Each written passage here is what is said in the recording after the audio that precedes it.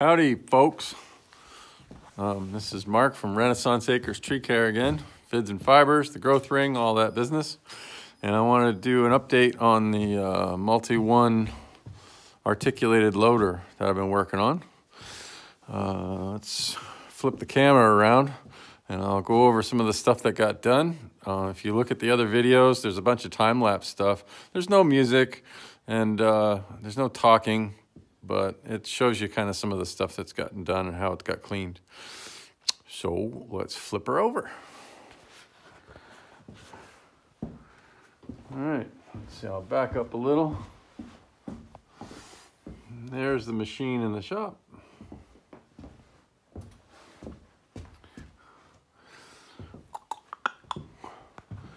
So we started out by cleaning out there, which was full to the brim with mud and ice and grease and sticks and twigs, and we re-terminated those guys and straightened out those terminals. That's for the oil, that's for the hydraulic oil filter. We found out that the horn works, but the wiring doesn't. So we're gonna have to chase that down still. We went through, and if you look at the videos, we took all the wheels off and cleaned out around the motors, got all the mud and stuff out of there. This is something I'm super proud of. We just built a new floor mat out of plywood for it and sealed it. This is a cool little piece. And it fits like a glove. Goes right in, lays flat, and it makes the cab have that homey feeling. We repaired the seat with duct tape, ran out of the white stuff, and then ran out of the black stuff, so now we got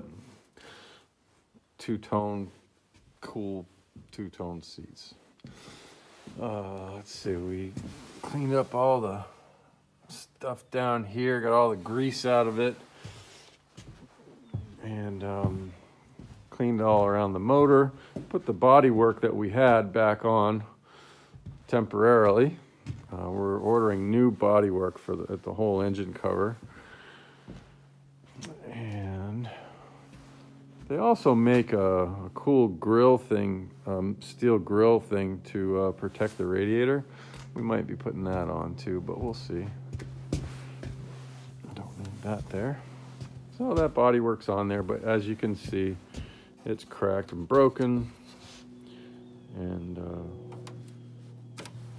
eventually we'll get the new stuff on. Repaired some of this stuff with some epoxy. We'll see if that lasts at all.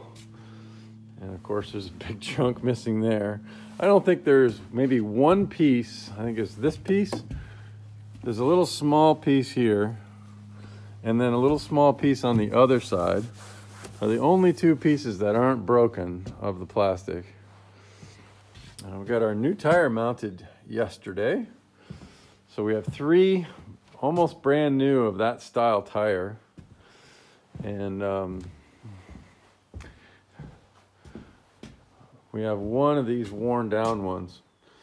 So what I'm gonna do is we're gonna use those for customer jobs where we don't wanna wreck the turf too bad. But then we're gonna get another set of wheels and tires that have like a forestry tread on them, and we'll switch those over for working in the woods with it. The ignition switch failed the other day, which is nice.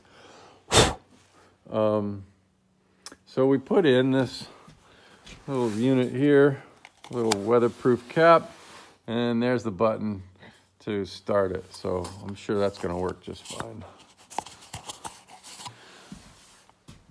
until we get another ignition switch. Now the big news is we ended up hiring a local company. If you look carefully at this boom, someone went ahead, and so these guys here are the little egg-shaped pieces that hold the pins in. So you slide the pin through, and then you bolt it down so that it keeps the pin in place. So that on a lot of the machine, this is what happened. The bolts rattled loose, and then the pin was loose. So the pin, I'll go on the other side, would be free now. And you can't see it. The pin would be free to just back right out. So the fix that they chose to do was they chose to weld the plates right on, which makes it so you can't take the pins out, so you can't change the bushing material. And then when it wears out, it's just broken. So this is a really bad situation. And they welded a lot of these in. This one down here is welded. This one here is welded. Let's see. They welded this one here. And it's already failing. The pin is broke free from the weld already. And then they also did a bunch of this cobbing up here with the steel. I don't know what they think they were doing. It's all chewed out and ground and welded and messed up. So we hired a local company, and they do line boring. Oh, I forgot about this one. This is the main pin that holds the whole boom on. When the plate fell off, the plate normally goes up against this piece and then bolts in these 4 holes. When the plate fell off the pin, they decided to try to weld the pin in place, but the pin now has actually sucked into the hole, and it's popping out the other side. I'll show you that. So this is great. So it pops out the other side now. And so what they chose to do, in their infinite wisdom, was to hit it with a sledgehammer until they ruin the fastener that holds the bracket on and ruin the bracket. So they hit this with a hammer so many times and so hard that they smudged that bolt head over. And yeah, so that pin is completely unsafe. It's wearing out the machine and whatever. So I hired a local guy, and he's going to cut off the ears and make new ears for this. And he's going to line bore what he can, and we'll figure out how much that's all going to cost. It's somewhere between $3,000 and $5,000 to get the new boom, get the boom all refreshed. I haven't been able to get a price from Multione on the boom yet. If it comes back that boom is $2,500, I'll buy it, but I have a feeling it's going to be more like 10 grand. But we'll see what's what. So that's the update. Machine is just waiting for one tire to arrive, and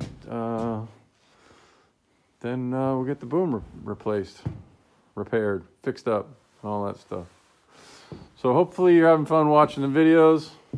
I'm having fun making them, and hopefully we'll get our loader on the road here one of these days.